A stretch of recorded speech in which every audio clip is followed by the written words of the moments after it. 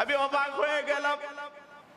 এই ছেলেটাকে মারতে মারতে এত মারেছে, পুরোটা দেহ শুধুমাত্র মেরেছে। পিটাইতে পিটাইতে পিটাইতে দেহের এমন কোন জায়গা নাই যে পিটাই নাই। তোফাজ্জল উন্মাদ পাগল, এমন ভাবে তাকে আঘাত করা হয়েছে।